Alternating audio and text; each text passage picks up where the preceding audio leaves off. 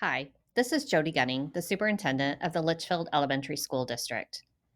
We are here today to present to you the proposal for the Elementary and Secondary Schools Emergency Relief Fund, better known as ESSER. We want to welcome you to our district, which contains 17 schools and over 10,000 students and more than 1,400 employees. This past year and a half, our staff and students and families have faced many challenges of a global pandemic. We are fortunate to receive support from the federal government to address the needs created.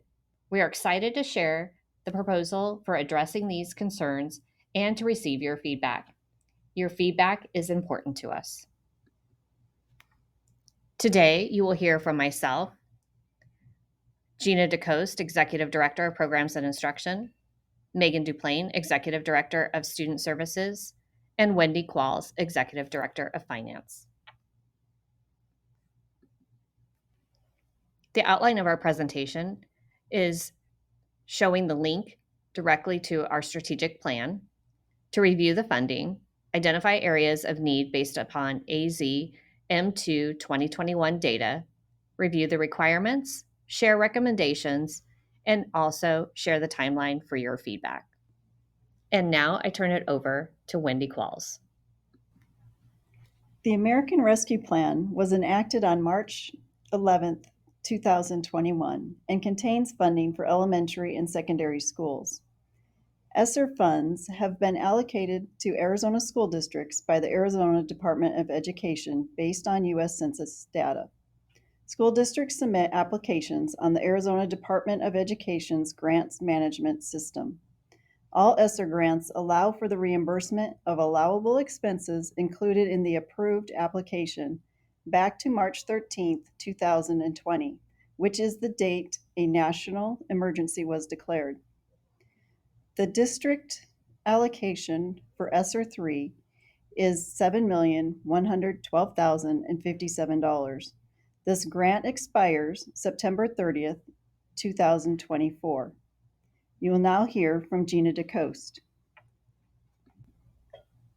The Litchfield Elementary School District has a strategic plan that goes from 2019 to 2024, where our mission is to connect, educate, and empower our LESD family and community. Striving towards meeting alignment with the strategic plan, we are focusing our academic goal on providing instructional opportunities to address the learning loss in English, language arts, and math caused by COVID-19, empowering our students to have the skills that they need to perform at or above grade level by the end of 2024. We're going to look at some of our data. Here we have the statewide AZ Merit data, and this is a 3-year trend of the state averages in ELA and math by grade level.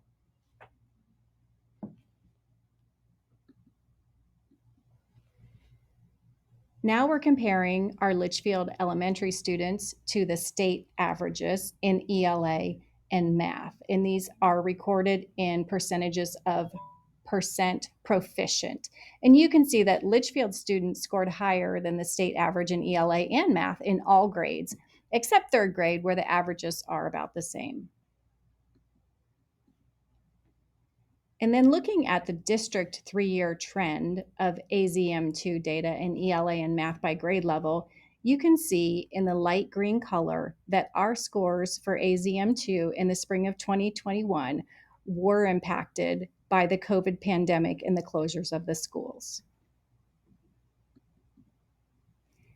So overall, we're looking at proficiency rates of 48% in Litchfield in ELA versus 39% in the state of Arizona in ELA, and 36% proficiency in math in Litchfield versus 31 in the state of Arizona. Those are the averages.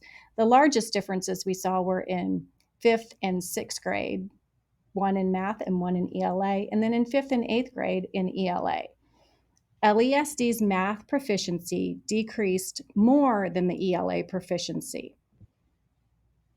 And now I'm turning it over to Megan Duplain to talk more about the ESSER requirements. ESSER III has a set aside of 20% requirement.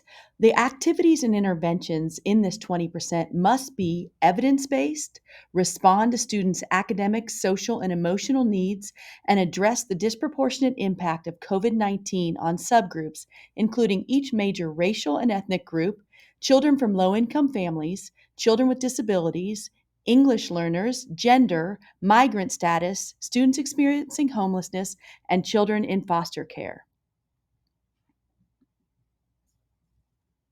The recommendations that we have for this 20% set aside are summer learning or summer enrichment programs, after school programs, which could include tutoring and clubs, intervention programs designed for children with special needs, English language learners, and students from low income families, parent involvement, and additional staffing for areas of need. Our recommendations for the remainder of the funds are professional development for staff, math, English and language arts, professional learning communities, and social emotional learning, additional staffing in needed areas and supports for our current staff, tutoring after school clubs, math programs K through 8, intervention programs, supports for math, ELA, and SEL K through 8, parent involvement, and summer learning opportunities.